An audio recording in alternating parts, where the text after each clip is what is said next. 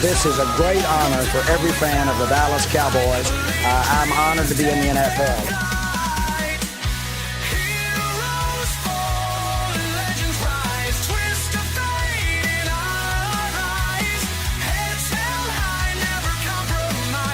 What can I say? Mamba out.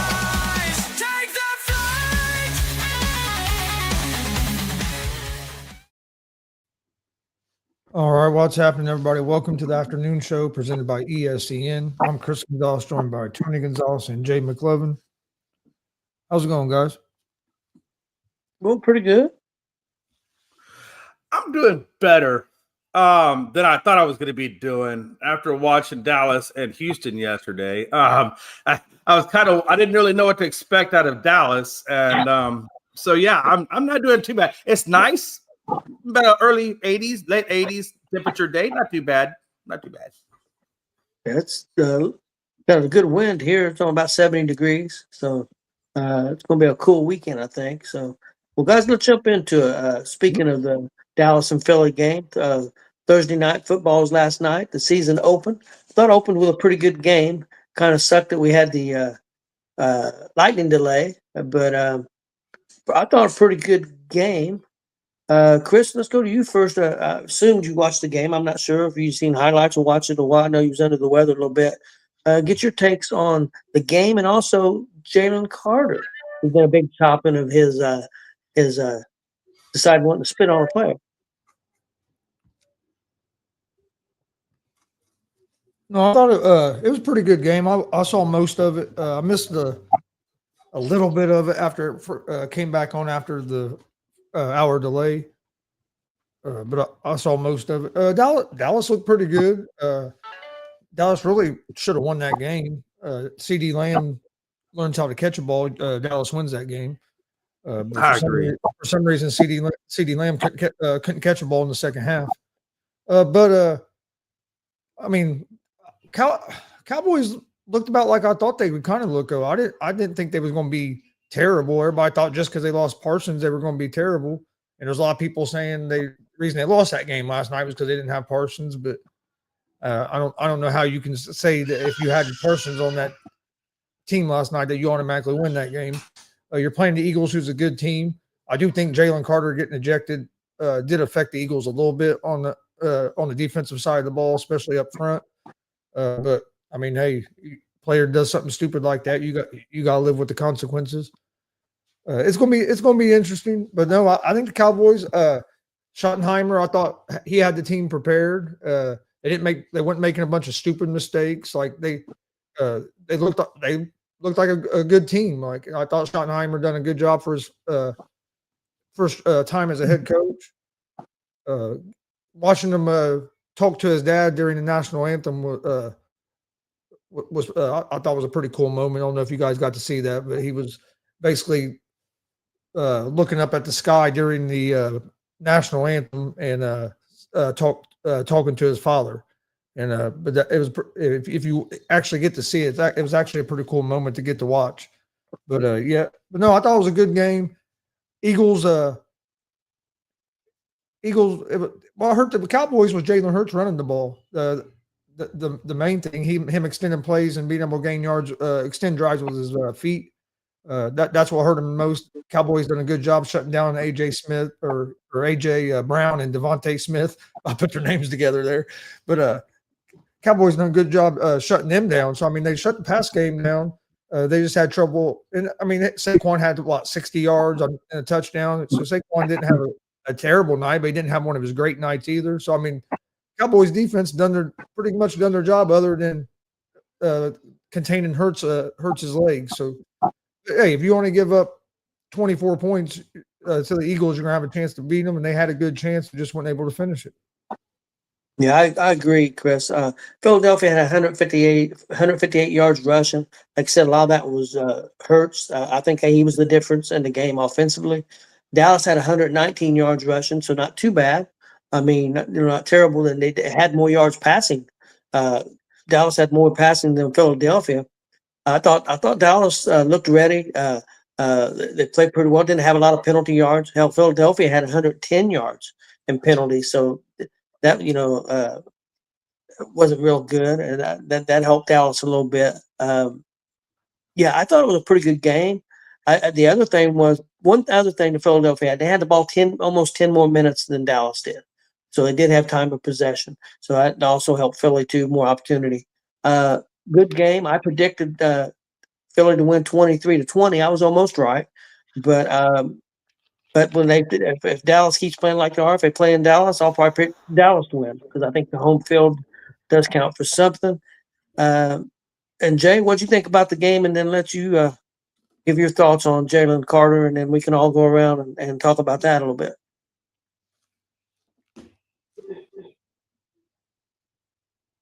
Yeah, good point. I know. This is what I think about this. This right here, this is what I have an issue with. He says Dak spit towards Jalen Carter first. Carter just went too much spitting on Dak. You know, here's the thing with that. What's left out of that statement is Dak spits a lot of times. And Dak did not spit towards Jalen. Dak spit towards the ground. And he said clearly in the press conference, hey, I didn't realize that Jalen Carter was right there. I spit all the time. I spit on the ground. And then he spit at me. So if we're going to come out with some stuff, Frankie, let's put it the full context out there. Not just. Have you seen the video? Have you watched the whole video? I saw the video. Look, I'll tell you right now. I spit a lot. I know what that means. Dak went out of his way to spit towards that direction, though. But that's just I don't know. I'll wait till my turn, and I'll give you my thoughts on it. Go ahead. Yeah, I get it. I mean, again, he spit at the ground though. He wasn't spitting directly at him. I saw it. I mean, you can interpret that any way you want, right? At the end of the day, everybody saw it, and the only one that's coming out on this is Jalen Carter. So it is what it is. Take that for whatever it is. I don't really care. The end of the day was what I did care about was the fact that I thought the Cowboys looked good. I didn't expect them to win that game. I'll be honest with you. I didn't expect them to win that game. I was hoping they would win it, but in honesty, they are the champions. They are still the champions until somebody dethrones them. So but I did feel like we played them good. Adoree Jackson for the Philadelphia Eagles is clearly the weak spot. And I think a lot of teams that are going to watch and go back and watch film of this game are going to notice that Adoree Jackson is the guy that you want to line up against because that's the guy that's going to give you the ball. I think there was at least 6 or 7 passes, big passes to CD and to Pickens that was completed against Jackson. And I will tell you, Quinyon Mitchell and Cooper DeJean, if you notice, Dallas wasn't really throwing the ball towards their direction. And for good reason. Those are very highly capable cornerbacks. And unfortunately, I think Adoree Jackson was exposed for being the weakness in that secondary. Now, I got to imagine one or two things will happen in Philly. Either A, Adoree is going to get a lot of practice reps to figure his issues out with that, or B, they're probably going to put somebody else in there and take him out of that package because there's no way they go up against another high-octane offense, like, for example, the Rams, or, for example, even Washington, or somebody who has multiple, or maybe even Seattle. We have multiple wide receivers.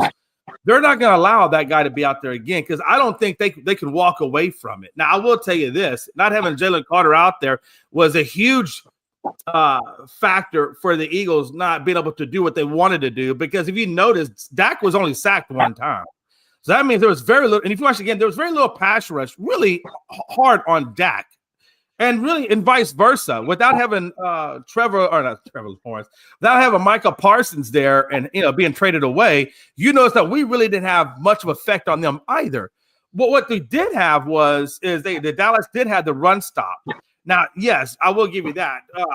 Jalen Hurts did have a couple of end arounds that really did extend the play. One of them actually resulted into a touchdown. But if you look at what Barkley did, he was virtually non-existent. The guy had 60 yards on 18 carries on an average of 3.3 yards per carry. He did give you 24 yards receiving. So he had a total of 84 yards from scrimmage. But there was like 5 or 6 plays where it actually resulted in negative yardage. So I think the one thing that the Cowboys did effectively was the run stop. You can take the 2 or 3 plays that Jalen Hurts got on the outside. I mean, on the end around, and again, we don't have a good edge rush. So I think that's really where that mostly came into part was going around the edge, which I don't understand why they didn't have Barkley attack more of the edge of Dallas where we were at our weakest rather than the middle where we're our strongest. Because if you would have noticed, I think if he would have gone left or right, he would have had a lot more yardage than trying to go up the middle. So I think we did a good job. Ultimately, I think we didn't give up a lot of penalties, which is great for once. I mean, four penalties for like 40-something yards. I'll take that every day of the week because typically for Dallas, we give up about 100 yards of worth of penalties, and that's typically what has always killed us in the past. But yeah, you can talk about CD. Yeah, CD, you really got to catch them balls, Bubba. I understand there was a pass interference that didn't get called, but you know what? That's one play out of 4 or 5 missed passes that you should have caught. So at the end of the day, I think for me, I think a couple of things that led to the Eagles win outside of just their experience and stuff like that alone was I felt that they did a. I lost my train of thought. Damn, I was going through a good train of thought. Anyway, I think what really that's what I was going. What really affected them was not having Jalen Carter there, and also what really hurt Dallas was the fact that CD didn't capitalize on some of those drop passes. But ultimately, good game, Eagles. I think you should have did a little bit better play calling with Barkley around the edges. I think that would have given you a lot more running. But ultimately, good game. Ultimately, that was a lot better game than what I thought it was going to be, honestly. That's it. Yeah, good game. Chris, your thoughts on the Jalen Carter incident? Yeah, well, what Jalen Carter done is wrong. I don't care what Dak done beforehand, but I wouldn't be surprised if they don't get try to get Dak with some kind of fine. But what Dak done, yeah, Dak did spit toward the ground. But what Dak was doing, he was baiting Jalen Carter. He baited Jalen Carter, and he got Jalen Carter to react and got him thrown out of the game. You got to be Jalen Carter has to be smarter than that. You can't let somebody bait you. That was what happened. He if you watch, Dak could have spit over here. He walked in between the linemen, walked this way, spit in that direction on the ground. Winked at Jalen Carter. He was trying to get Carter's attention. He got it. Carter reacted and got ejected. Yeah. So I can see them maybe trying to get like a little fine or something out of that. Now, these people are saying Carter should be suspended more games. I don't agree with. He got kicked out last night's game. I think it should be over with unless he do something again. I don't think he should be suspended any more games. But yeah, to me, Jalen Carter got baited, or Dak baited him. He took the bait, and now you got to deal with the consequences. Yeah, the league is looking into it. They're looking into the clip with Dak also. What they was talking on TV that you may see could possibly see a suspension. I doubt that. I don't think either guy gets suspended. I think if you see anything, you're going to be looking at a fine. I think Carter probably definitely gets fined. Could Dak get fined too? Maybe, but I don't think there'll be any suspensions or anything like that. I will say just real quick, and I think Chris, I know you spent time in corrections, right? Am I right on that? And corrections officer, okay. I'm just trying to remember. I knew you remember we had mentioned that. So as corrections officers, the one thing I don't play around with is bodily fluid. I don't play around with that. I'd rather you hit me in the face. I'd rather you kick me in the balls. I'd rather you do anything and everything you could possibly do to me, but don't put bodily fluids on me. Because we all know, it don't take much to spread a disease or anything else. You get it the right way. I just don't play around with bodily fluids. So, if they say, he should be ejected more than one game, I'm okay with that because I don't play around with bodily fluids. That's the one thing Jay don't play with is bodily fluids. But if he doesn't get suspended, I'm okay with that too. The fact that they ejected him out of the game, I'm okay with that because the guy should have been ejected. Baited, not baited, whatever, like Chris said. Sometimes you got to be mentally tough, and not let yourself get baited. But it is what it is. Whether they suspend him or not, I'm okay with the punishment just being what it is, and let's just drive on from it. Yep. Yeah, I wonder what the coaching staff thought about that. I mean, you're getting prepared for a game, and your player does something like that. I mean, I don't know. That's crazy. Well, guys, let's talk some more NFL football. We got some big games coming up. We got a big game tonight. Let's start with it. Kansas City Chiefs taking on the LA Chargers. That's out of the country, but I heard now. I forgot where it's at. Chris, do you remember? Brazil. I was thinking South America, but I couldn't remember. The game is at 8:00 tonight, and it's on YouTube. Okay. It's live on YouTube is where the game is tonight. Last night was NBC. Tonight is going to be a YouTube game. Hey, just for clarification, Chris, because I was wondering, we were talking about this earlier on the Coast to Coast show. Is it YouTube or YouTube TV? I YouTube believe it's YouTube, not just Okay. YouTube. So it is- I don't think you have to have YouTube TV. The way I understand it, it's just gonna be on YouTube. You can watch it on regular. You just log into YouTube and watch it. Okay. That's the way Yeah. that's the way I was understanding it, because it don't say YouTube TV. It just said YouTube. Okay. I wonder how they're Okay. making money on that. I mean, like, I wonder how the NFL is making money on Ad. that. Ads. Ad. It's a good point. Point taken. Yep. Yep. Good point. That's starting to become kind of a big thing. But if you try to watch something on YouTube, you see a lot of ads now. Oh yeah, no doubt. No, and I wouldn't be mad. They would have put all that stuff on YouTube, baseball, basketball, whatever the case may be, and we gotta listen to ads. I'm okay with that. Damn. Yeah. I'd rather do that than whether you're currently doing it. Okay, Chris, your thought on tonight's game, Kansas City Chargers. What you expecting? I think it's going to be a good game. I think the Chargers are going to be better than what they were last year. I think they improved the receiving core a little bit. I think they're going to be better at running back this year too, because last year they had Dobbins, but Dobbins can't just – he's a good running back, just can't stay on the field. He's always hurt. But I think Marion Hampton's going to be a big addition for him. They also brought in Najee Harris, who isn't a bad running back. I think he's going to be more their number 2 guy, because I think – by the end of the season, Hampton's going to be their number 1 back if he don't start the season off as it. But no, I think it's going to be a good game. I forget I think the spread was 3 points, if I remember right. Let me look real quick. But I think it's going to be a good game, and I think the Chargers are going to get the win tonight. To kick off the season, I think Chiefs not having Rashee Rice for the first few games is going to kind of hurt their offense a little bit. I think Kelsey might have a pretty good game tonight, but I just don't think the Chiefs have enough weapons on the outside. And I think the Chargers are going to try to run the ball, control the clock, and I think it'll be a close game. But I think the Chargers are going to find a way to pull it off. Chris, I agree with you. I'm going to take the Chargers winning too. I'm going to take the Chargers winning 2017. That's going to be my prediction. That's what I think.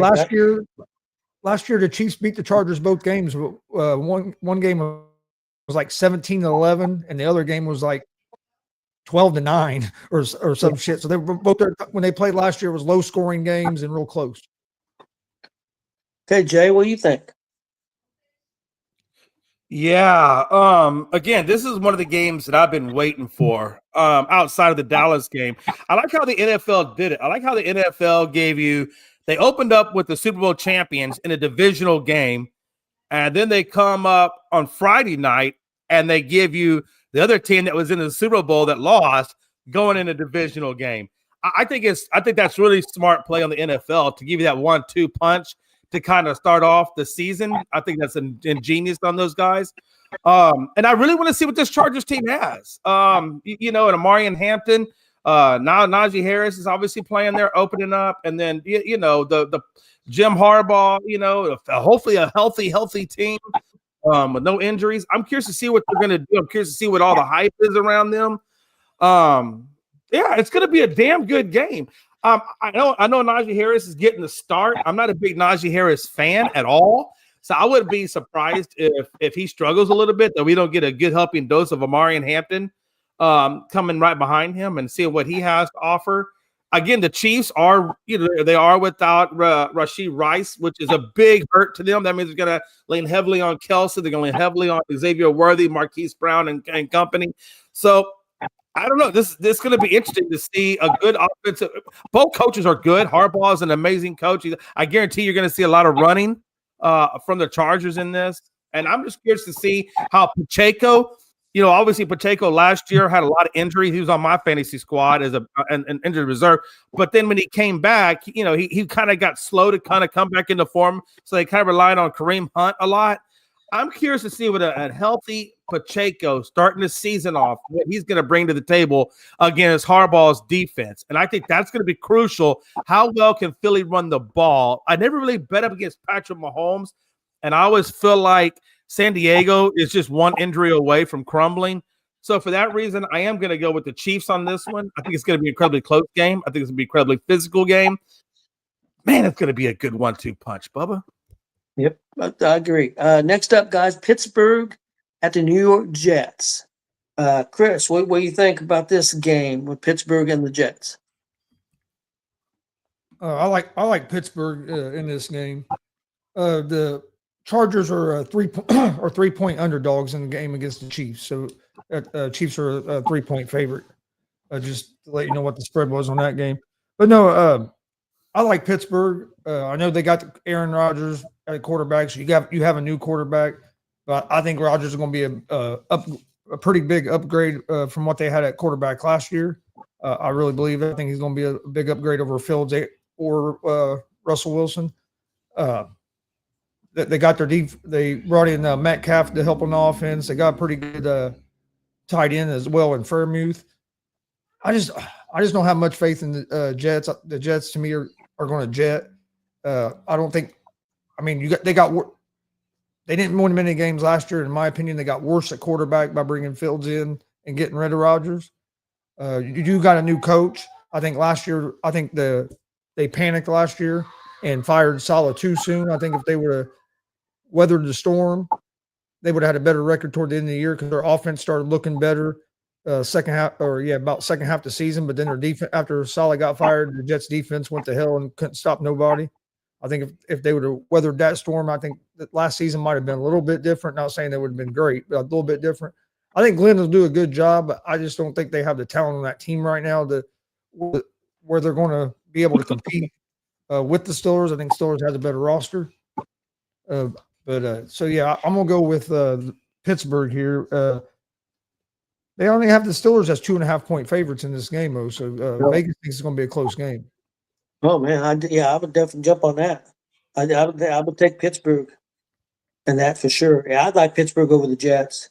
I agree with you. I think Glenn's a good coach. Hopefully, they'll give him time to straighten things out in the Jets. But with the Jets front office and owners, who knows? But yeah, I like Pittsburgh. I still wonder about Pittsburgh's running game, if it's going to be strong enough to really go anywhere. But yeah, I'll go with Pittsburgh. Jay, what do you think? Yeah, this is another interesting game to me. It's an interesting game because, number one, Aaron is going back to the stadium he played last year, which I think is another great matchup, by the way, by the NFL, because you got Rodgers being traded to the Steelers. And so obviously we get the Steelers against the Jets first week. I think it's another great storyline there in that game. I don't know, man. Jets got a good defense, though. I know their offense is still kind of suspect because I don't know what Justin Fields is going to bring.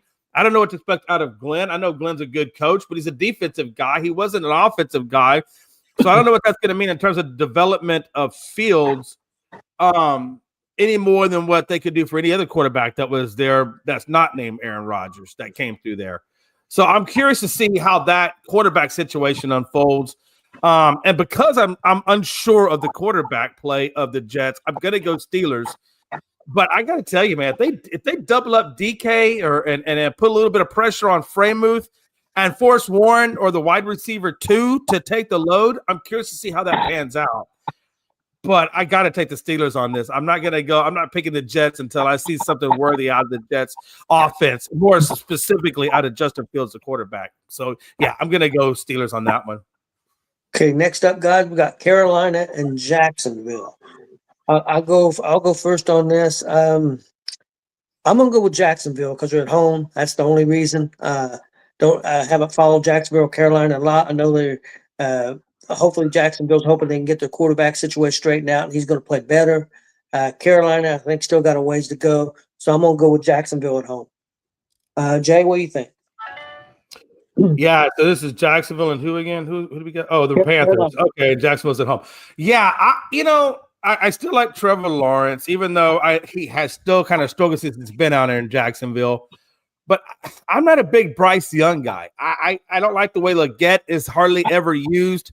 I feel like he's an underused weapon. I'm just not a firm believer at all, to be honest with you. There's no Adam Thielen there anymore.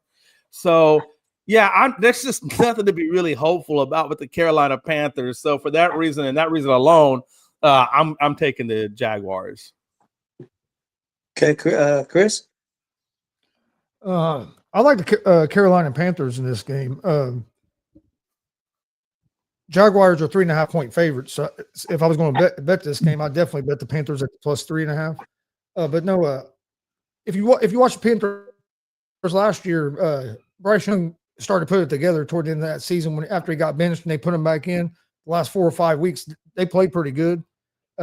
With Jacksonville, Trevor Lawrence has been struggling the last couple of years. I'm not sure how this new coach is going to get things going in Jacksonville with Liam Cohen. I know he's been good as offensive coordinator. He was great with Baker Mayfield, but it's different being the offensive coordinator and then going to being the head coach. A little different when you're in charge of everything. So it'll be interesting to see what you get out of there. I think the Panthers have a little more stability because they have the same coaching staff and everything returning from last year. And like I said, I think Bryce Young might have took a little bit of a step last year. So I'm going to go with the Panthers in this game. Okay. Next up, guys, Chris, I'll let you go first on this. Miami at Indianapolis. We'll say this just for Frankie. How's Indiana Jones going to do, Chris? I think Colts win this game. Vegas has this game as a pick 'em right now, or on FanDuel they do anyway. Both teams are minus 108 on the money line. Colts are 1.5-point favorites in the game because we're at home. But no, I think Colts are going to be a good team. Going to be good. Our defense, I'm interested to see what our defense is going to look like with a new defensive coordinator in El Marullo. But we've seen him put together some good defensive schemes there in Cincinnati. I know last year they didn't have a good defense, but they had a lot of guys hurt. But you look at the 2 years before that, or the last 2 seasons before that, they had good defenses. The other 1 year they were in the Super Bowl, and everybody used to praise Amarillo for how he was the guy that could shut down Mahomes. What their defenses used to do against the Chiefs. I'm ready to see that. I think our offense is going to look more consistent with a little bit more of a veteran quarterback when Jones is back there. I think Warren's going a big addition at tight end. So yeah, and when we made a lot of additions on the defensive side, got better, a lot of depth and a lot more depth in the cornerback and safety there in our secondary. So yeah, I like the Colts here. I don't have a whole lot of faith in Miami anyway as well. I mean, when Tua plays, they're decent, but I think that Mike McDaniels very good chance that he'll be fired before the end of the season this year.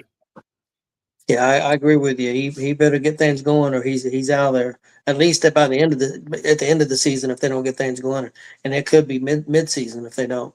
Yeah, I like Indy too. And they made some things on defense. I think our defense is going to be better. I still worry about stopping the run, though. I think if we stop the run, our defense will be really good. I think that's going to be the difference just in being a top 15 defense or being a top 10 defense, which I think we can be if we stop the run. I like some of the things we did on offense. It just depends on Indiana Jones. He don't have to be great. He don't have to be a superstar. He just got to be consistent and play well. I think if he does that, I think the coach can have a good season. So I'm going to go with Indy. Jay, what do you think?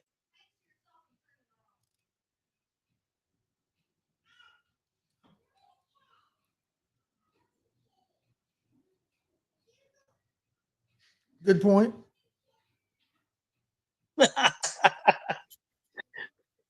Call that the Gonzo effect. But anyway, Not the Gonzo effect. But no, here's the thing.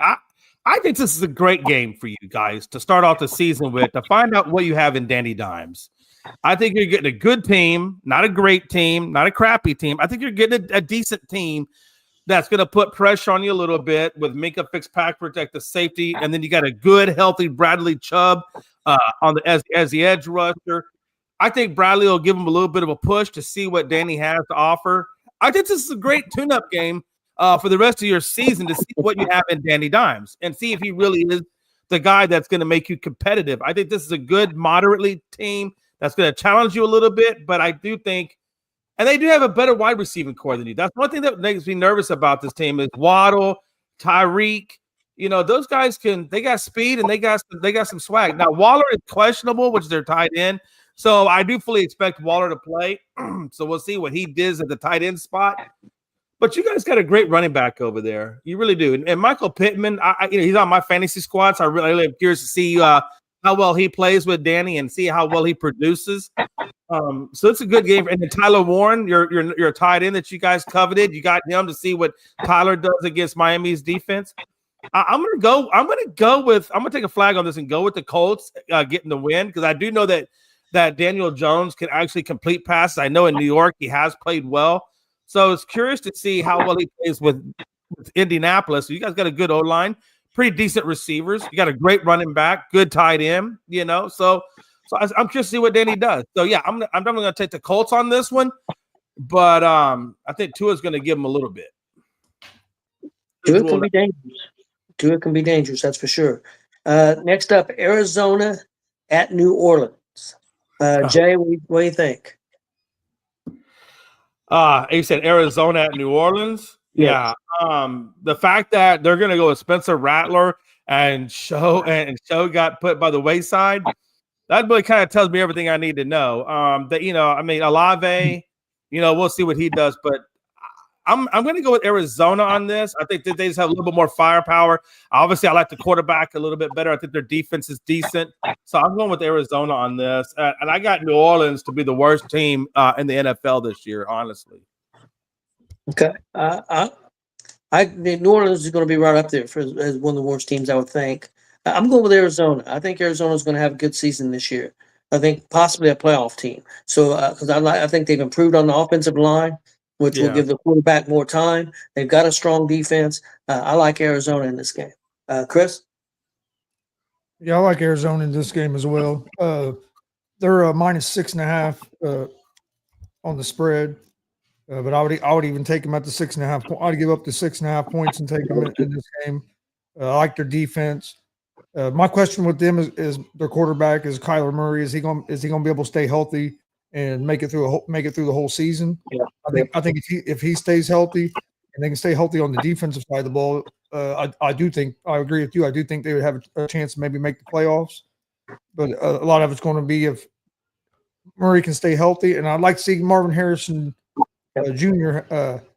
Be a bigger part of their offense than what he was last year, because he really didn't have as big of a rookie season as I thought he would coming in. So hopefully they get him going early this year. But yeah, I just don't expect a lot from the Saints this season. So I'll go with the Cardinals. Yeah, I think if the quarterback stays healthy for the Cardinals, I think Harrison he had 800 and some yards last year. I think he'll be well over 1,100 to 1,200 yards this year. I really do. I think Harrison will have a big effect this year if Murray stays healthy. Next up, guys, the New York Giants at the Washington Commanders. Chris, what do you think here? What's the point spread on this one? I'm interested to see what it is on this one. Let me look it up again. I remember looking at it a minute ago. I wanted to say it was plus 5.5. Plus 5.5 for the Giants, minus 5.5 for Commanders. I thought it might be more than that. It's 6.5 now. Is it 6.5? It is right now on FanDuel. It's 6.5. Okay. Yeah, it could be. Okay. So, Chris, what do you think? I think it's going to be a better game than what people think. I think people are expecting Washington just to come in here and blow the Giants out. I think Washington wins the game. I think it's a close game. I like the Giants I would take the Giants at the plus 6.5. I think the Giants cover the spread. I think it's going to be less than a touchdown. I think the Giants is going to be much improved. I think they could be possibly a close to a 500 team this year if they stay healthy and everything goes right. But I like Washington here to win the game at home. So I'm going to go with Washington. Jay? Yeah, I got to be honest with you. First of all, Washington's going to get the win. Let's just get that out of the way. Washington's going to get the win. Neighbors right now is questionable with back tightness. I got to be honest with you. I don't know that if Neighbors plays in this game, and if he doesn't play, then a lot of it's going to fall down on Robinson, Slayton, and probably Trey Johnson and probably Tracy out of the backfield. I think the one thing I love about this defense is obviously they got Carter. Is it Carter, the number one guy that they took, right? If I'm not mistaken.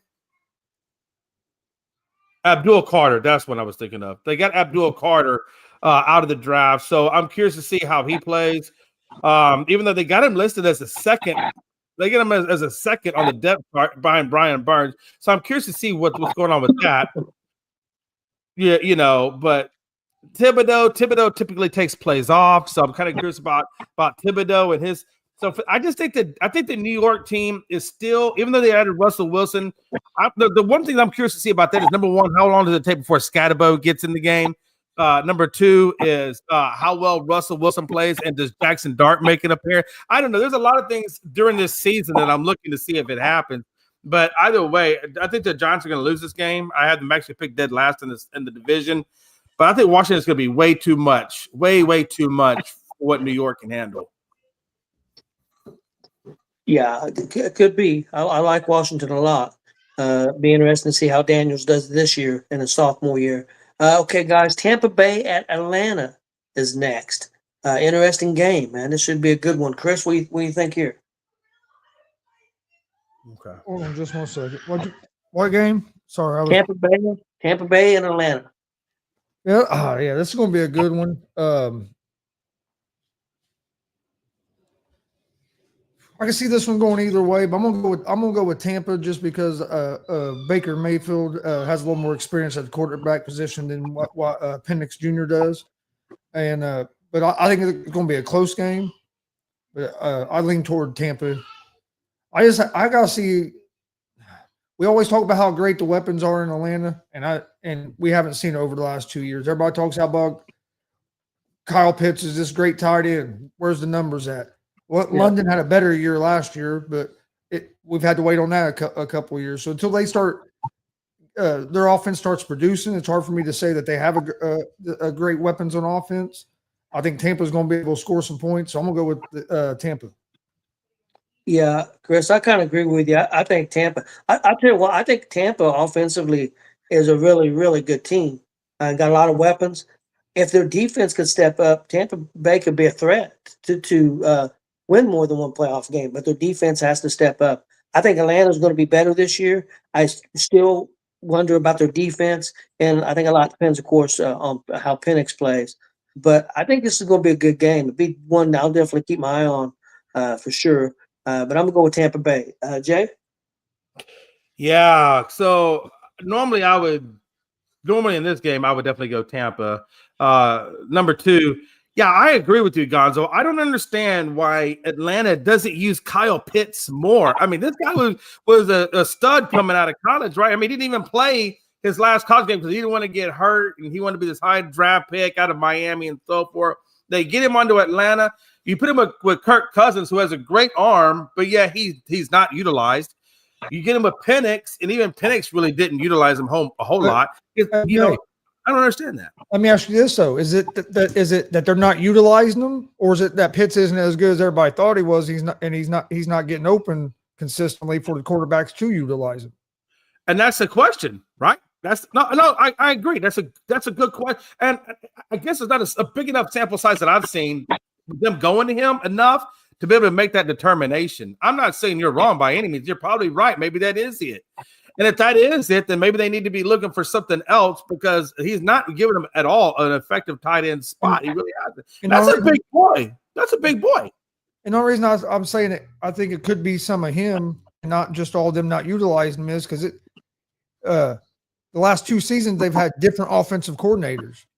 Because the season before they had Artie Smith was the head coach; he was calling plays, and last year they had the new offensive coordinator, and it seemed not to really change a whole lot. So that's the only thing that makes me think maybe it's more of him not doing something, getting open consistently or something, than it is being utilized. Just because you've had multiple offensive coordinators that, for some reason, hasn't been able to figure out how to make him productive.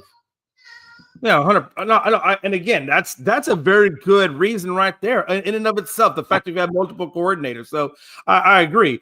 What bothers me about on the Tampa side of the ball is, number one, Wirfs is out, so he's not playing this game. And then you got Godwin out; he's not playing in this game. And so then you got on the defensive side, you got Vita Vea, who's questionable, may or may not play. I mean, there's definitely some question marks over on Tampa's side of it. Now, Mike Evans will be playing. Obviously, Sterling Shepard will be playing in place of Godwin. On the sports books have it basically a pick. Okay. Yeah, so I'm honestly, guys, I think at this one, I'm going to roll Tampa's way. I mean, not Tampa's way. I'm going Atlanta. I'm going to go with Atlanta on this one. I want to see what Penix does with Drake London and company. I think Bijan Robinson is going to be a great running back going after you guys. Not that Bucky Irving isn't. Is this game in Atlanta or is it in Tampa? It's Atlanta. Atlanta. Yeah, I think this is going to be a close game, but I'm gonna go more towards Atlanta on this one. So give me Atlanta. Okay. Next up, guys, we got Cincinnati at Cleveland. Jay, what do you think? Oh, this is Cincy all the way. This is Cincy all the way. Nothing against Cleveland, but I am not. I think Joe Flacco is great. Is a great quarterback. He has been a great quarterback. Not elite, but he's been a great quarterback. I mean, he has a Super Bowl for a reason. He's still in the league for a reason. So, I mean, I just think, Burrow is going to be a little bit too much. Chase is going to be a little bit. T. Higgins is going to be a little much. Now that you got Henderson back in the fold, you got Shamar Stewart in the fold. I think Cincy's going to be a little bit too much for that Cleveland team. They're going to obviously rely on Ford. That's now that Nick Chubb is no longer there, so now Ford's going to get the run.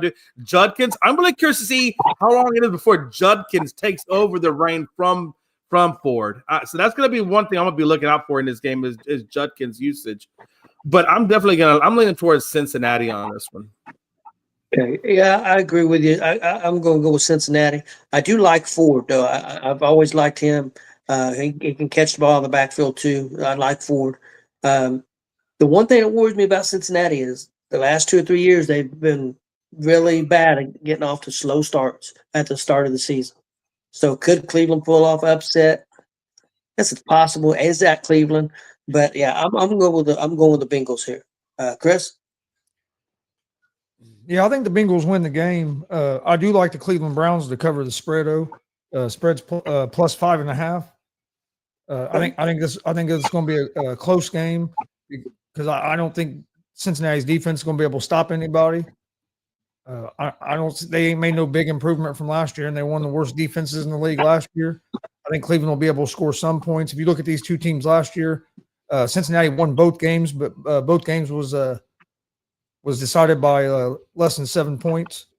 So they were close games last year. It's a divisional game, so they always, even when the Browns were terrible, it's usually a good game because it's a divisional game. I do think the Bengals win the game, but I think it's going to be a close game. So I would, if I was betting this game, I like the Browns at the plus 5.5. Hey, Chris, doesn't Cleveland also have a new defensive coordinator? I think so. I'd have to look, but I think they do. I think they do. Okay. Next up, guys, the Raiders at Frankie's guys, the New England Patriots. So, Jay, we'll go with you first. What do you think about this game? Should be interesting. Yeah, Patriots are garbage. I'm going Raiders. That's just my little fuck the Patriots. No. In all seriousness, though, I mean, that team is still building itself, and I'm not saying by any means that the Raiders are all the way at the mountaintop of development, but I just feel like, this is the Raiders or excuse me, the New England Patriots are in rebuild mode. I mean, they really are. You got a new coach, you got a lot of money. You did well at the draft. You're bringing in free agents. I get all that, but I don't think they have the team to take down Pete Carroll with the likes of what he's working with. I mean, I think Ashton Jeanty, that's another guy. I cannot wait until he takes the field because everything has been hyped up around this guy in terms of his run game and him being a beast. And he's on my fantasy league. I took a chance on him. So I'm really looking to see what Ashton Jeanty brings to the pro level and if it matches what he did at the college level.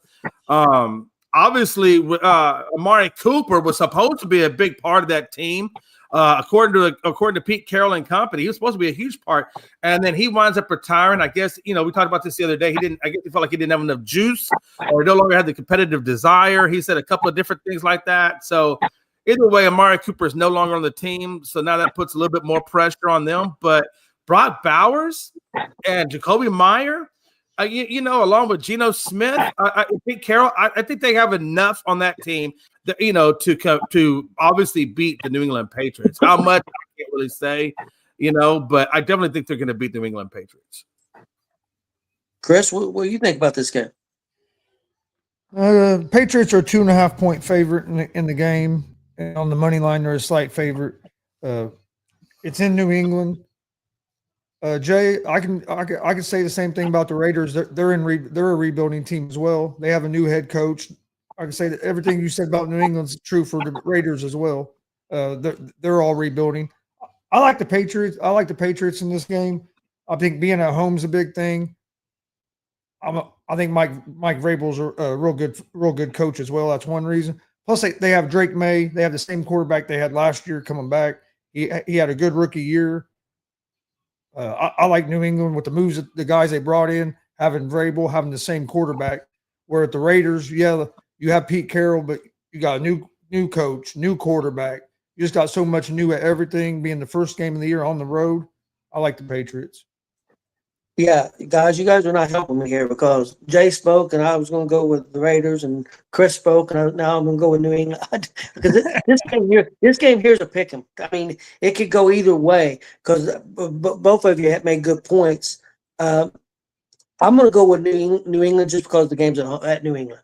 That's going to be the only reason why I'm taking New England, because it's at home.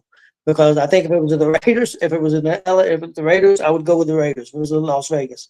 So, but I'm gonna go with New England at home in this game because I think I have a question about this game, or really more of a question for Gonzo, and you know, because he's more into the Patriots part of it, and you were kind of on the fence with it, Tony. So this is really going to be more for Gonzo. Stephon Diggs, cancer or no cancer? He don't become a cancer to teams till he's there for about 2 or 3 seasons. If you look everywhere he's played, Minnesota the first 3 years he was there, everybody loved him. Buffalo the first 2 or 3 seasons he was there, everybody loved him. So when he first goes to a team, he usually gets along great. It's usually after he's there a couple of years before he starts to become a problem. I just think he's a guy that kind of gets bored in the situation. But yeah, for the first 2 or 3 seasons though, he usually causes no problem. So I'm not worried about Diggs causing problems in New England this season. Yeah, real quick, I don't think this coach will mess with him. If he starts, he'll be out of there. So I think he's going to be on good behavior, or he'll be gone quick. Because I think this coach won't put up with the crap. Jay picked the Raiders out of hate. No, that's not true. I picked your team because your team sucks, and Tony and Gonzo are just placating and being nice to you. But I'm gonna be honest with you, Frankie. I'm gonna be honest with you. Everybody I've ever talked to this season about that division, we've even talked about this damn division, Tony, when we were covering the AFC side of life, and everybody was in agreement about how tough that division is and how well from top to bottom that team is. I would be honest with you, if the Patriots in that damn division, the Patriots wouldn't stand a chance in that AFC division. The Chiefs, and everybody all the way down, they would destroy the Patriots. And the fact that we're even talking about the Patriots could be better than the Raiders, I'm gonna leave it at that. Okay. Okay. Next up, guys, we got the 49ers at Seattle. Chris, what are you thinking in this game? Seattle's got a completely different team to a certain degree. San Francisco's made a lot of changes. What are you expecting in this game? Well, I would take originally. Well, I'm still going to take the 49ers, but originally I would have took the 49ers without even thinking about it. But the only thing that scares me a little bit about that is Christian McCaffrey is questionable for this weekend. But if McCaffrey's healthy or if McCaffrey plays, I think the 49ers win this game. I think they're going to win the game either if he don't play. I just feel more comfortable if he wins or if he's playing. But you do have to keep in mind that it is a division game. So these games, every time the 49ers and Seahawks plays, it's usually a close game. But I like the 49ers. I know it's on the road, but Seattle hasn't been the home field advantage over the last couple of years as it used to be. It used to be known as like one of the loudest stadiums. Oh, yeah. Over the last couple of years, it hasn't been as big of an advantage because they haven't been as good and they ain't been as many fans showing up. It'd be interesting to see what Sam Darnold looks like away from Minnesota. Since in Minnesota is the only time we got to see him actually look like an NFL quarterback because he didn't really look like an NFL quarterback with the Jets or with Carolina, but he got Minnesota last year and was right up there for a league MVP. I mean, he was put right up there. So it'll be interesting to see what he looks like away from Minnesota. But I like the 49ers here. I like Kyle Shanahan's scheme. I think they have the better quarterback as well with Brock Purdy. over Sam Darnold. Only thing that worries me a little bit, like I said, is Christian McCaffrey's health. So 49. I agree with you, Chris. I think I'm going to go with the 49ers. I think Darnold will be okay. I don't think he's going to be what he was in Minnesota. And the reason I say that, he's not going to have the weapons in Seattle that he had in Minnesota. Minnesota had a lot of weapons, everything lined up for him really well there. But I still think he's going to be okay there. I think he'll do fine as long as they're patient with him. But I'm going to go with San Francisco. But McCaffrey, if he don't play, I'm worried. But I'm hoping that he does play. So I'm going to go with San Francisco. Just by another, pretty much a pick 'em game too, but I'll take San Francisco. Jay?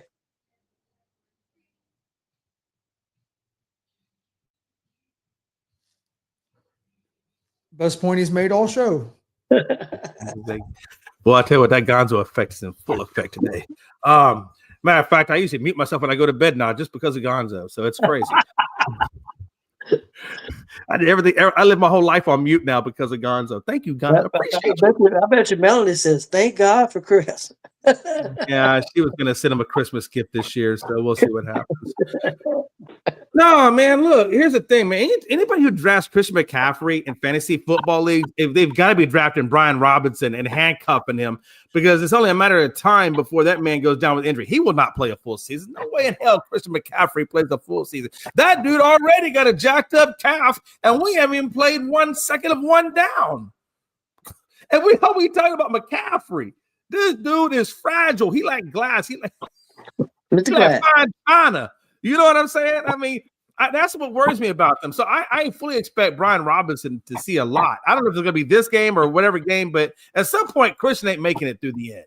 Matter of fact, I really think it's Christian McCaffrey is close, very close to tearing that Achilles. I think he's very close to calling it a career. I wouldn't be surprised, but that's neither here nor there. You also so you got what? You got is Jennings? He's playing, correct? I don't think Jennings is hurt, right? Jennings and Parasol. Those are the two guys that are playing, right? Because the other two, I think Ayuk is hurt, correct? Yep. Okay. So that's really, and he's got George Kittle. That's who Purdy has to work with. On the other side, you got Darnold, who, like Gonzo alluded to, wasn't very good until he got to Minnesota and got under O'Connell and then resurrected his career. Now he's going to another really good program with terms of quarterback development, right? Because Seattle's the one that developed and brought Geno back from nothing. So I think Sam Darnold is going to an excellent location to continue the development of his career. I think Seattle has really good weapons in Cooper Kupp and the Jigba. I think the only thing that kind of worries me is Walker, and unfortunately he's on my team. I picked him, but now he's got kind of a foot issue, so I don't know how effective Walker is going to be. So I expect Charbonnet to get a really good helping dose against San Francisco. But I like San Francisco in this game. I mean, not San Francisco. I like Seattle in this game. I'm going to roll with Seattle. I just feel that they're going to be a little bit better this year, so I'm going to go with Seattle. Jay, you made the point about Seattle developing quarterbacks. You got to remember that coach is not there anymore. They got a new coach. Yeah, no, it was a Josh what was that dude? It was like McDaniels, right? McDonald. Or McDonald. All these MC names. McDonald. So they got a new coach. So I have questions on him. So I mean, I'm not saying he's not a good coach. I'm just saying I don't know much about him. So where did McDonald come from? What team? Who was he a coordinator for? It wasn't Detroit, was it? No. I don't think it was Detroit. Baltimore. Okay, that's right. Okay, so he came from okay, I got you. Yeah, well, I mean, I guess we're gonna find out one way or the other. Yes, but I like Seattle in this one. I like Najigba. I like Cooper Kupp. I think he's got some good offensive weapons to throw to. Yeah, I like this. And I like Charbonnet. Honestly, if Kenny Walker was to go down, it wouldn't bother me one bit because it would bother me on my fantasy team. As a person or as a believer in this game, it would, because I know what Charbonnet has. And Charbonnet is just as good, if not better, in some cases, than Walker. I'm telling that guy, he can explode. So I like the running game. I like the running game much better than I do San Francisco, only because McCaffrey just can't stay healthy. And I don't think Brian Robinson is better than either Walker or Charbonnet. Okay, guys, let's move on. We got Tennessee at Denver. A lot of people high on the Broncos this year. Chris, what do you think? Yeah, I like Denver in this game. You got Bo Nix returning from last year after a pretty solid rookie season. Sean Payton had that Broncos team playing some good football last year, even though they were getting strapped by a $85 million dead cap hit that they couldn't use to build the roster, and still had a pretty good season, especially second half. I think their Broncos have gotten better since last year. Tennessee, I think Cam Ward's going to help them, but I don't think just the addition of Cam Ward is going to be enough to make Tennessee be a great team this year. I think the Broncos are the better team. I still have some questions about this coach that Tennessee hired a couple years ago. We'll see how he does with Ward. But yeah, you just never know how it's going to go with a rookie quarterback. I know the last couple of years we've seen a couple of rookie quarterbacks have good seasons. But yeah, I'm gonna go with the Broncos. Cause I think the Broncos are going to be a real good team this year. And I look for Bo Nix to have a lot better year this year than he did last year. Chris, do you know the point spread on that one? I can give it to you in just 1 second. Yeah, I agree with you. I like Denver. They're at home. They got a really good defense. That's a tough first game for Ward to go up against a Denver defense at Denver. Broncos are 8.5-point favorites. Okay.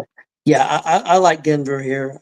Even with the point spread, I think I take Denver and give up the points. I really do. I just don't think that Ward's got enough help there. Even though I think Ward will do fine if they're patient with him. But yeah, I'll go with Denver. Jay? Titans. Uh-oh.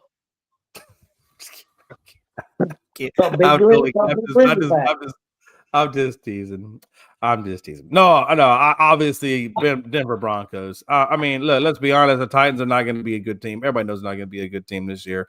Pollard's going to be out there running for his life. Cam Ward's going to be trying to figure things out. Trayon Burks. I don't even know what's going on with Trayon Burks. I don't know.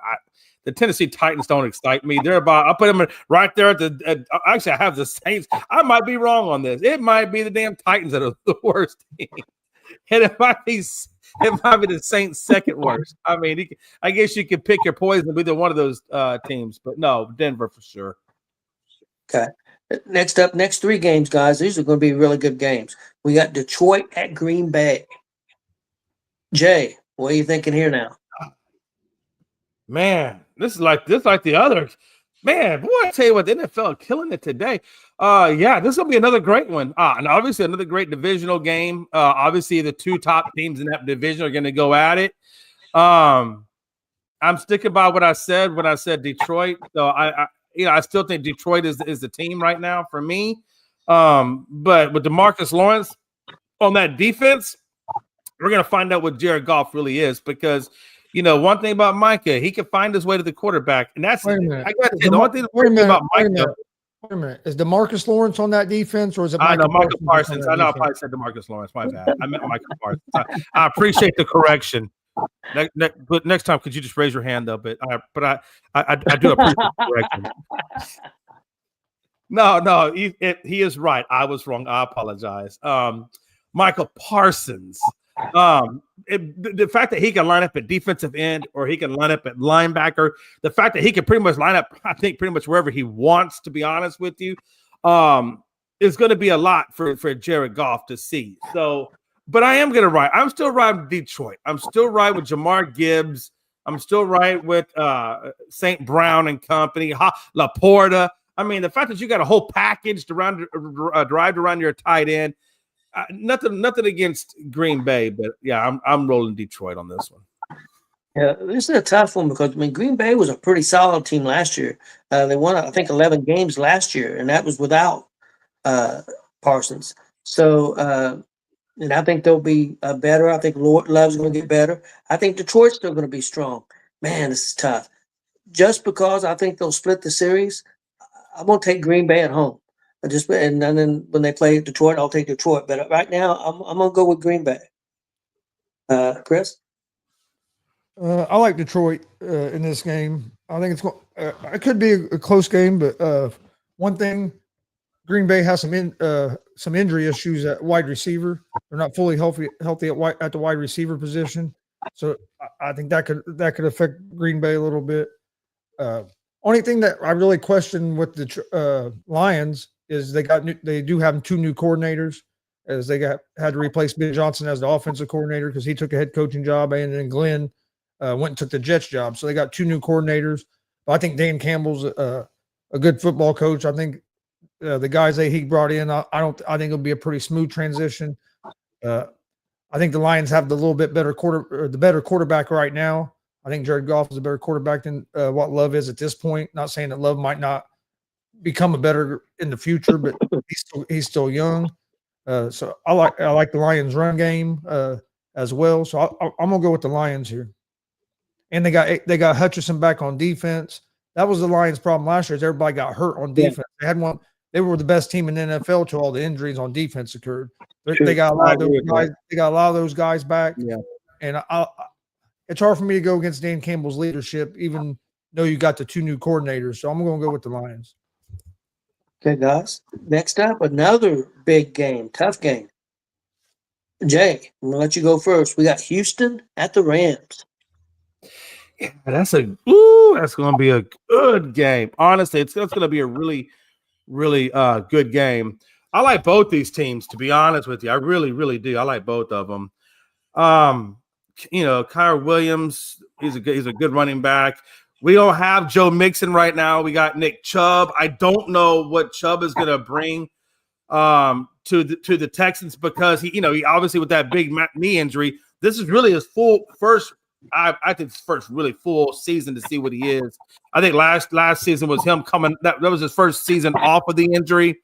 This season, I want to see what he is, what that knee really is.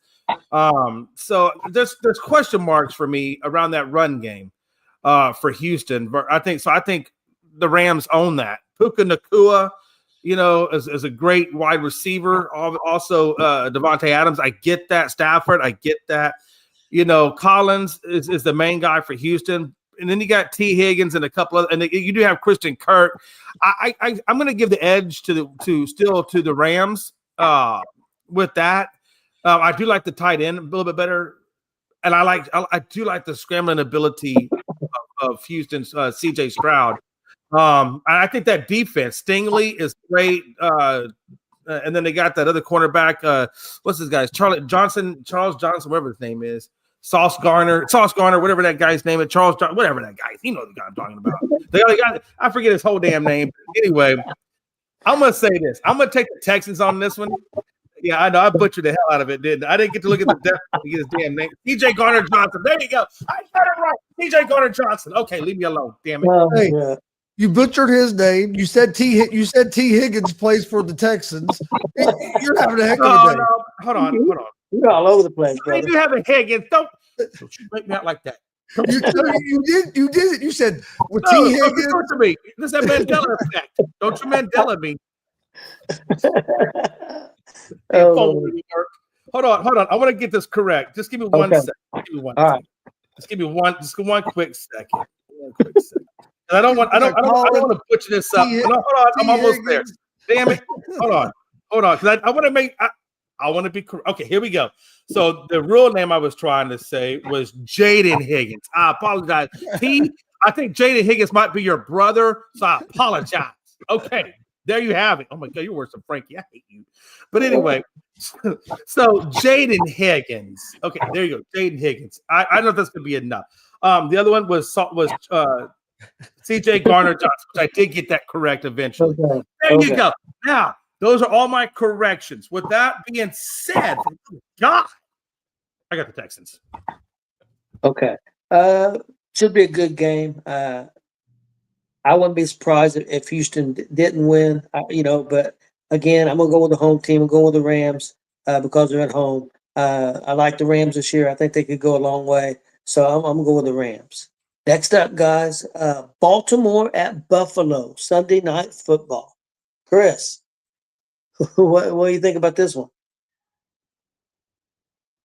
Well, real quick, I'm going to go with the Rams as well. Oh, did I forget you? I'm sorry. No, we were all laughing about Jay. Okay. So what do you think about the game? Hold on. Don't be sorry about that. What Don't be do sorry. you think about the Rams and Houston game? I have the Rams going to the Super Bowl out of the NFC. So I love the Rams defense. They were young last year, had a good defense. I think they're going to be even a lot better this year. I think the addition of getting Devontae Adams on the other side of Nakua is going to be a big deal for them. Yeah, they had Cup there last year, but Cup wasn't the same guy as he had been. Only thing with them is going to be Matt Stafford. Is he healthy? But I believe that he's going to be fine. So I like the Rams. Okay. As far as the Ravens Bills, this is a tough one for me. I'm going with the Bills because the Bills are at home. Both teams have great quarterbacks. Both teams have. I would say the Ravens defense is probably a little bit better than the Bills defense. But both of them have good defenses. I think Lamar Jackson is going to have another great year. I think Allen's going to have another great. I think both. This could be a rematch of you can see these teams in the playoffs, or very easily, depending on how the draw works out, they could be the AFC Championship game. I mean, because these are going. I expect these two teams to be battling at the end. But Bills being in Buffalo to open the season, I'm gonna go with the Bills. Yeah, it's a toss up here. I could easily see Baltimore win, but I agree with you, Chris, especially because it's at Buffalo. For me, I'm going to go with the Bills to win this game on Sunday night. Jay.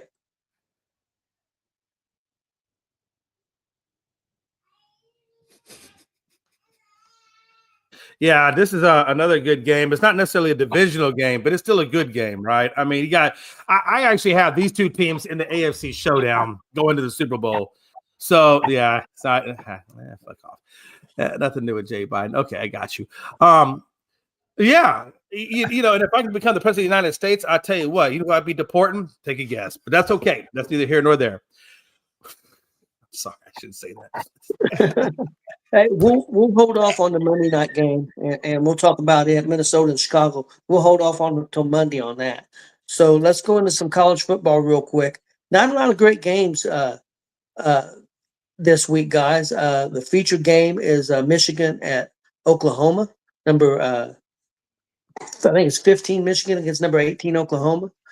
Chris, what do you think about this game? I think it's going to be a good game, but it's tough for me. I think Michigan will win the game, but I kind of favor Oklahoma because Oklahoma is at home, and Michigan with that true freshman quarterback only being the second game of his college career and going on the road playing a ranked opponent. So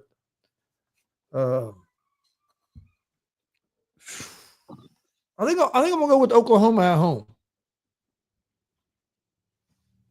Yeah, I kind of agree with you. I like Michigan. I'm a Big Ten guy. Of course, I'm an IU fan, but I am a Big Ten guy. But yeah, I worry about Michigan a little bit there with the quarterback. And I don't know a lot about Oklahoma. I'm gonna be straight up honest. But because the game's at Oklahoma, I'm gonna go with Oklahoma.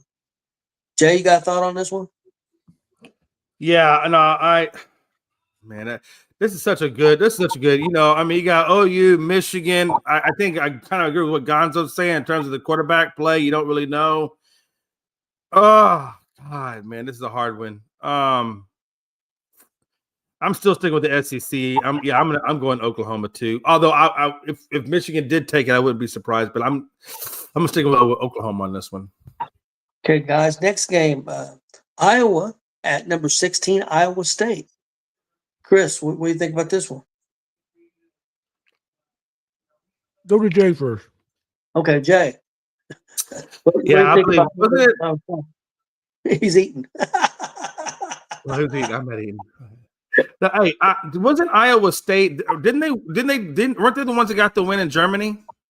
I believe so. Yeah. Yeah. They get over Kansas. I think Kansas or Kansas State, if I'm not mistaken. Yeah, I'm going to go with Iowa State on that one as well. Yeah, I think because it's at Iowa State, Iowa is probably pretty good defensively. I don't know about if they're going to have enough offense against Iowa State. Iowa State's got a good quarterback, so I'm going to go with Iowa State. Chris?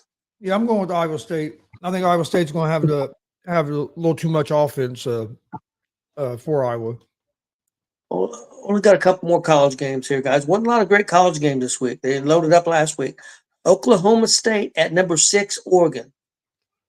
Chris, what do you think? I missed the first team you said. Oklahoma State. Oklahoma State at Oregon. Yep. I think Oregon wins the game. I think Oregon's pretty damn good this year. They were pretty good last year. If you look at the teams that beat them last year, it was only the top-ranked teams, and they have another strong team like that. I think they're going to at the end of the year. They very easily could be a top-5 team. Yeah. At the end of the season. So yeah, I like Oregon in this game. Yeah, I agree with you. I like Oregon. I think they're a top 5. I think they will be a top 6 now. I think they will be towards the end of the season top 5. I believe that. So yeah, I'll go with Oregon. What about you, Jay? Yeah, ESPN's only giving Oklahoma State a 6% chance. Not that I go by ESPN a lot, but I thought it was kind of funny that they narrowed them all the way down to like 6%. But I tell you what, they seem to. Oregon's coach seems to like that quarterback that he brought in more. I think his last name is. They seem to be pretty impressed with him. At least in the article I was reading. I want to make sure I got his name right, but I don't see where I guess I lost. Oh, here it is. I want to make sure I got that guy's name right. Dante Moore. Yeah, Dante Moore. So Lanning, the coach for Oregon, really was impressed by him. So I'm going to go Oregon. Oklahoma State really doesn't move my needle much, and I haven't heard anything about Oklahoma State that's going to move my needle. So I'm going to stick with Oregon on this one. Okay. Okay. The last one I've got, guys, and then if you got anything else in college football we can discuss real quick, is number 20 ranked Ole Miss against Kentucky. Jay, what do you think about this one? 20th ranked Ole Miss against Kentucky. Yeah, I mean, I don't know nothing about these two teams, to be honest with you. I have not paid one bit of attention to either one of them. I know Kentucky was pretty good last year, but I'm gonna write SEC on this one. Well, they're both SEC teams, so it really doesn't matter. 20 Ole Miss. I'm gonna go with Ole Miss. Yeah, if you take SEC, you can't lose. But I can't lose, right? I'm gonna win no matter what. Okay. Hey, I did that for Gonzo. I feel like Gonzo doesn't laugh as much. I don't see his teeth as much. So every now and then I'll throw a little something out there. So I smile and I see his teeth, and I was like, okay, he's still happy. Okay. I like Ole Miss too. Kentucky's not a bad team. They're decent, but I think Ole Miss got too much offense. Chris? Yeah, I'm going Ole Miss, and basically because of the coach. I think Ole Miss has a better coach with the Kiffin than what Kentucky has, and I think Ole Miss has a better offense as well. So I'm gonna go with the Ole Miss. Ole Miss had a good team. Ole Miss had a pretty good team last year as well. So yes. Guys, anything else on college football you want to touch on before we move on to baseball? No, I think that's all I had. Unless Chris has something.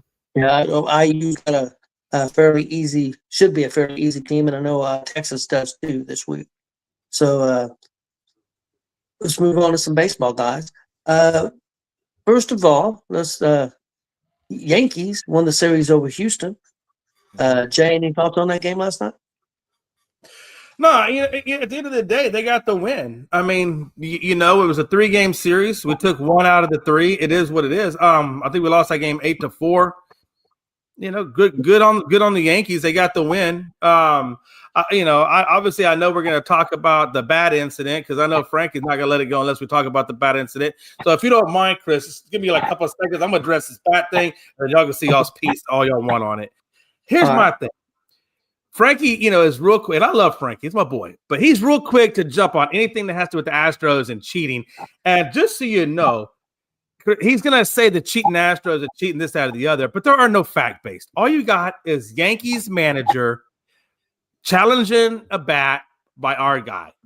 The umps looked at it. They didn't see an issue with it. But because there's an issue that was brought up by a manager, by technicality, they have to send it for investigation. It's no different than if you get pulled over by a cop and you try to get out of a speeding ticket. But whether you're speeding or not, you got to have your court date. So I would encourage everybody to, but it's easy to label the Astros as cheaters because of 2017. I get that's what we're all going back to. But at the end of the day, man, there's no credibility behind it. There's absolutely nothing behind it other than a manager saying, hey, I think we should check this bat out.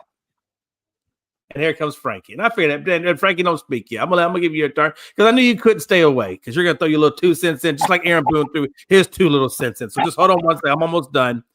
So, but as far as the game goes itself, I feel like the Astros, they played well during the series. Obviously, we didn't get the win. Jake Myers, I think, is going to be back next series, so that's going to be hopefully another added bat for a little bit more offensive support. And then we'll see what goes on from there. But it was a good series. I tip my hat to the Yankees. They played well, and it is what it is. Okay, Frankie. Yes, it was a good series. I was waiting the entire show until we got to baseball. I don't need to talk football. I don't need to talk college.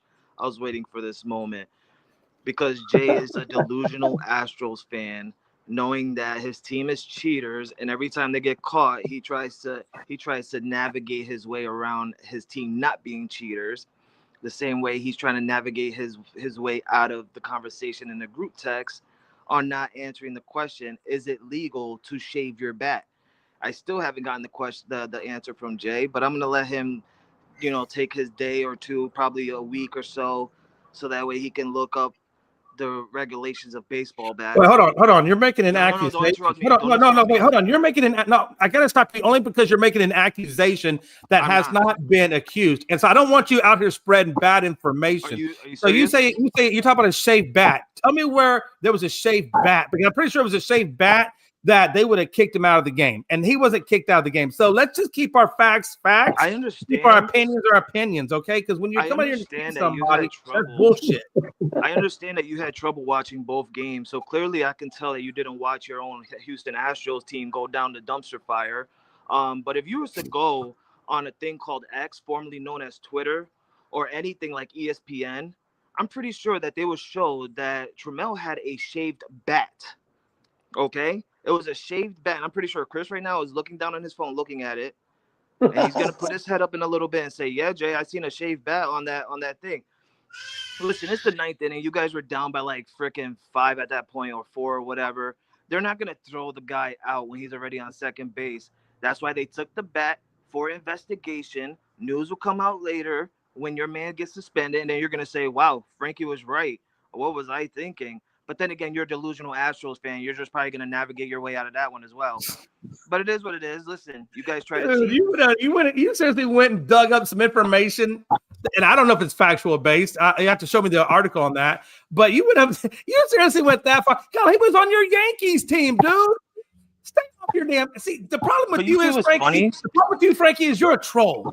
And I love you. You're my boy, but you're a troll. You're a troll, guy. You've been a troll for a long period of time. And the fact that you're sitting here and coming on this show to bring up some bullshit that you have no factual based on, it's just nonsense. It's nonsense. Jay, I showed you 2 articles, one from Bleacher Report and one from ESPN, that your man was cheating, using illegal bats, shaving bats. They said that. That's they up said to that. you. And I understand that he was a former Yankee, but the difference is when he was a Yankee, he wasn't shaving his bat. It just goes to show that when he goes to Astros, that's what it was. He went to the Yankees, decided not to shave, and then shave somewhere else. Is that how that works? He selects when he shaves? Oh, okay. I didn't know that. Because you know what? If he was shaving a bat, the dude's only batting 202. It's not like he got like a 278 batting average. So what are you talking about? Exactly the point of why he's shaving his bats, because his batting average is so trash. He has to cheat to get his batting average up. Okay, I will succeed and go on mute and let you have the rest of that combo. I apologize. Listen, at the end of the day, you try to cheat, y'all lost, we won. Sit back, enjoy the ride of my team being successful towards the end of the season. That's all.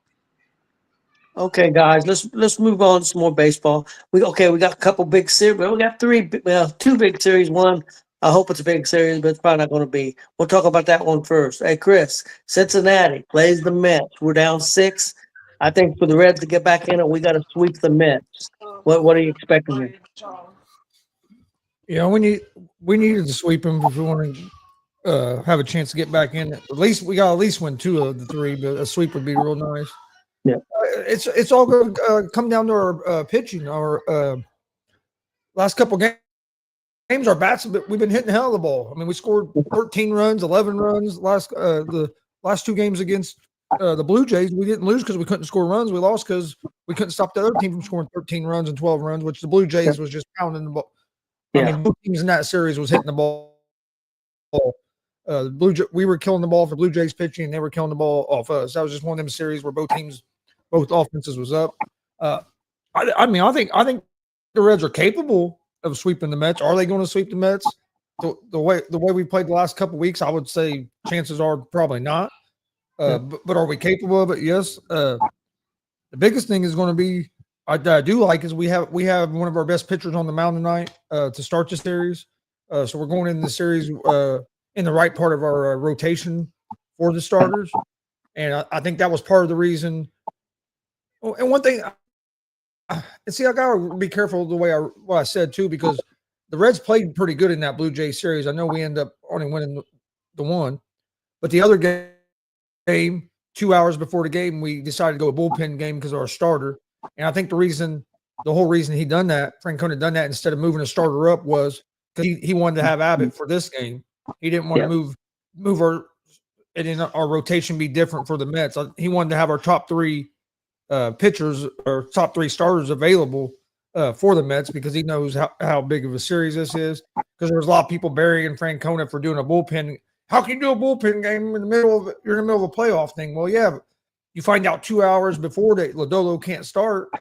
What do? You change your whole rotation for the rest of the series, and then you might win that game. But say you go ahead and lose that game, and then now you don't. Now you're at the back half of your starting rotation going into what could be what is the biggest series of the year. So so I think Francona done the right thing because now we're going to have Abbott, we'll have Green this series. Like we'll be in our right rotation. To me, it comes down tonight. If we can get off to a good start tonight and get this win and get some momentum, I think we'll have we could have a chance to sweep them.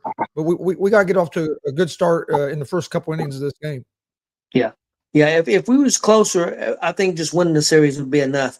I don't think that's enough. I think we got to really get back in it. I think we got to sweep them because now we got the Giants in front of us now too. But not by a lot, but they're in front of us too. So we're in a tough situation, not looking real good. Let's move on, guys, because let's talk about the Blue Jays and the Yankees and Houston at Texas. So, Frankie, big series. I think you're going to go to one of these games, aren't you? Yes, it's a huge series. I'm going to Sunday's game. I'm hoping that it can either be into a tie series 1-1 or the Yankees go up 2-0. But if we're down 2-0 and I'm going into Sunday's game, I'm going with vengeance. I am going there with my wife, her sister, and my brother-in-law, who is a Toronto Blue Jays fan. So I can't wait to walk down our stairs and hear him get booed by all my Yankee brother and sisters. It's going to be a fun day. But, yeah, this is the most important series, especially with us being down 3 games behind Toronto. This is a must-win series. We got to get 2 out of 3 or just try and get the sweep as much as we can. Toronto hasn't been looking good as what they were around summertime. So I'm hoping that the Yankees can pull something out of the bag here and, turn everything around. Jazz Chisholm Jr. got hurt yesterday, so that's going to be a knock on us. But yeah, I'm really excited for this series, honestly. It's kind of like how it was when we had the first 4-game series against Toronto when we were up 4 games on them, and then they ended up coming back and taking the lead on us on sweeping us 4 games. So it's kind of like a reverse type thing. And it was kind of like a reverse type thing for the Yankees and the Astros last night, right? I mean, the series when the Astros came to New York, they took 2 out of 3, and then we go to Houston and we take 2 out of 3 on them. It was kind of reverse psychology type thing. So I'm hoping that we could do the same thing with Toronto and get the series win here. But I'm definitely excited to go to Sunday's game. And if we lose, like I said, I'm not talking to my brother-in-law, and I will have vengeance. I will. Frankie, you and your family have a good time there. Is that a day game or a night game, Frankie? It's a 1:35 day game, and it's actually CC Sabathia's Hall of Fame plaque replica day. So first 40,000 guests get CC Sabathia's replica. Well, that's cool. That's cool. Yeah. Okay, Jay, Houston and Texas at Texas. What are you thinking, Jay? I'm Mike's music. Are the Astros going to be able to use the shaved bats? I need to know that before I pick a team. Oh, Chris.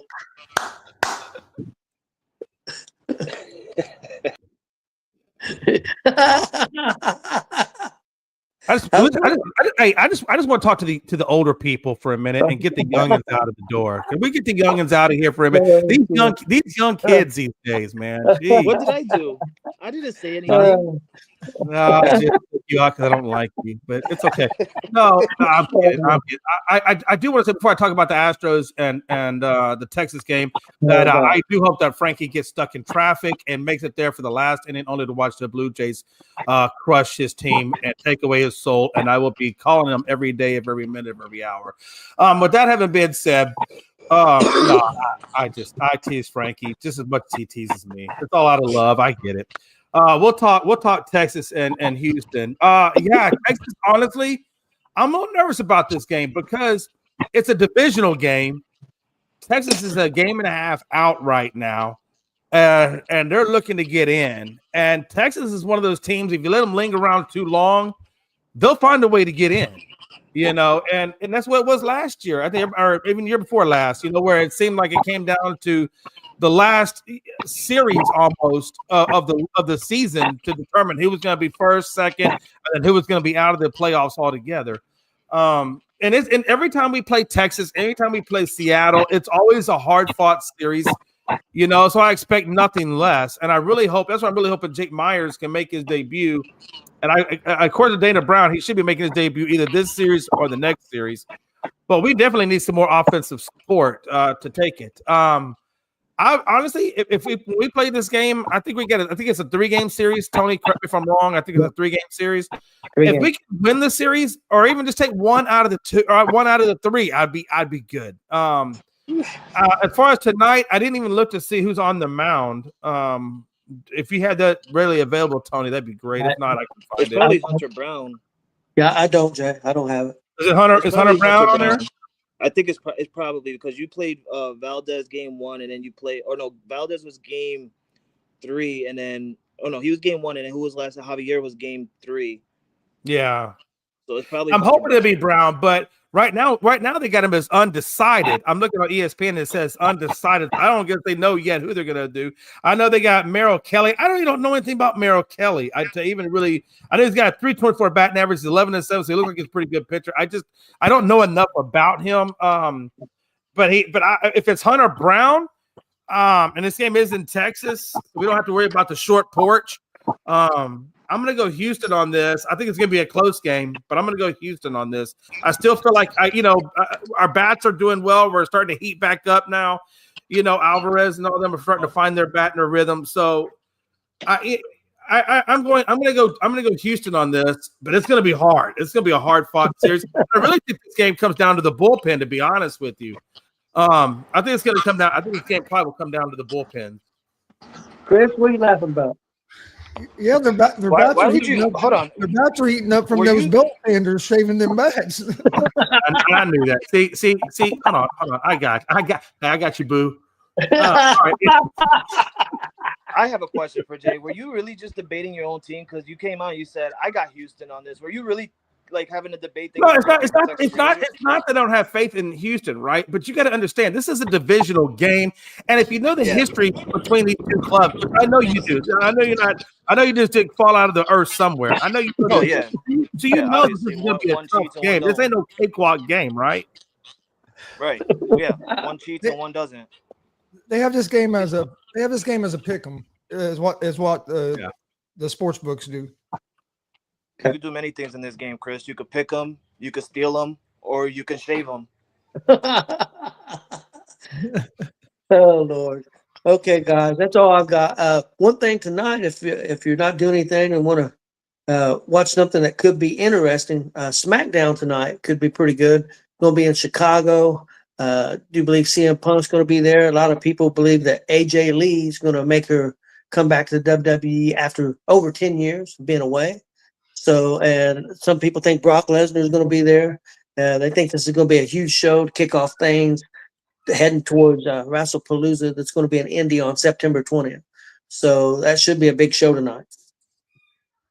Hey, real quick, I know we're almost out of here. So I do want to point out starting Tuesday, we'll be doing an evening recap show. It's gonna be 30 minutes to 45 minutes long, no big deal. Just a little recap show. So if anybody wants to come and hang out on the ESPN, and then if anybody wants to watch us, it will be at 9:00. It's gonna be a Monday through Friday show, just like the afternoon is. But we're gonna go on from 9 to 9:30. If we go a little longer, then we go a little longer. But 9 to 9:30 what it's scheduled for. It's your evening. It'll be called the evening recap show. So Joe, I think if you correctly, you said 9 Central, 10 Eastern. yeah, I apologize. 9 Central, 10 Eastern. No, I appreciate that because people don't know I speak Central. But I know a lot of people might be on the East Coast. So yeah, that'll be 9:00 Central, 10:00 Eastern, and that show will actually start up Tuesday. This coming Tuesday, and it'll be a Monday through Friday show going forward. Okay. Just an update with Tony and wrestling, which I'm really excited for tonight. I hope AJ Lee returns. I did hear that Brock Lesnar is supposed to come out tonight as well. Yeah. During John Cena's talk, and he's gonna have a promo probably because this is his last SmackDown televised. So I'm pretty sure this is gonna build up the Brock Lesnar John Cena WrestlePalooza match. But I'm really excited to see AJ Lee, no doubt. Once that theme music hits, I'm probably gonna scream like a little girl, kind of like what Jay did last night. But hey, man, I'm gonna be really excited. Yeah, it should be a good show tonight. They're really Hey, not into WrestlePalooza. and one thing about the Chiefs and Chargers game tonight, you can watch it on regular YouTube. It's available on NFL Plus, regular YouTube, or YouTube TV. Okay. Oh, nice. I wish all sports would go to just regular YouTube. I don't mind the ads, but at least it would be a lot more economically affordable for people. I mean, honestly. But that'll never happen. That's just something I wish. A lot of people believe that's where the WWE network, when their contract runs out, is going to end up on regular YouTube. The WWE feels like they can make enough money on ads that they may do that. So that they're definitely looking into it. I do know that. Okay. Dad, have you listened to the McAfee show the last couple of days? Yes. Have you noticed the last couple of days he's made comments of that his show probably won't be with ESPN?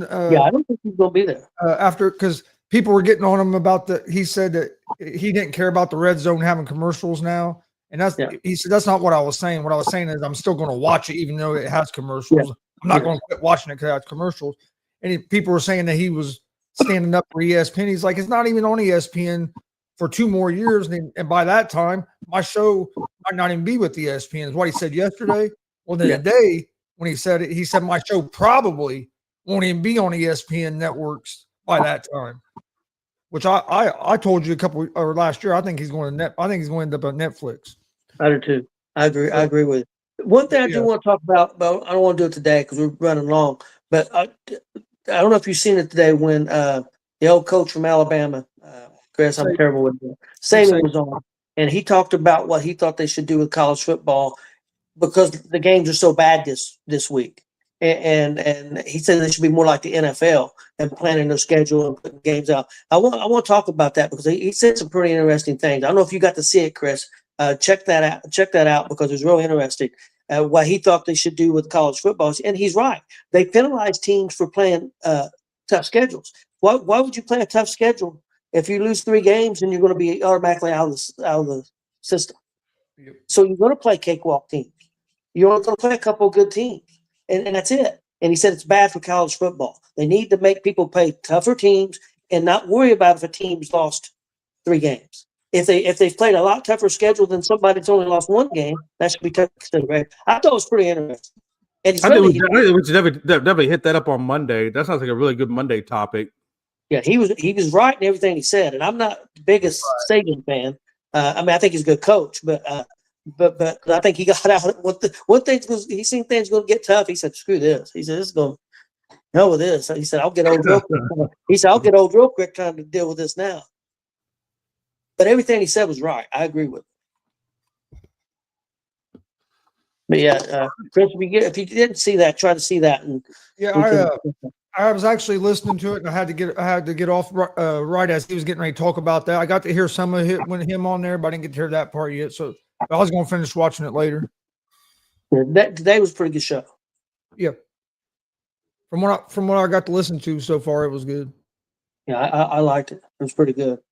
Well, guys, let's get out of here and should be a great weekend, man. We got college football, which was a little better, but got a lot of great NFL action. So should be a good weekend. Got some good baseball games. Go Reds, go Yankees, and go Astros. Sound being nice. Thank you. No, and say screw the Yankees. I think so. Yeah, I said, screw the Yankees. Oh I yeah, would've been and, more polite. Frankie, I drink about 2 of these a day. At least 2 of these a day. Oh man, you're crazy. And I drink it before it gets hot. It's still cold. What is that Mountain Dew? It's a 1 liter Mountain Dew. It's a 1 liter of Mountain Dew. That's a Oh, if he You know wouldn't how drink Favre, you know how Favre if he goes to didn't- restaurants, he asks for a liter of Coke.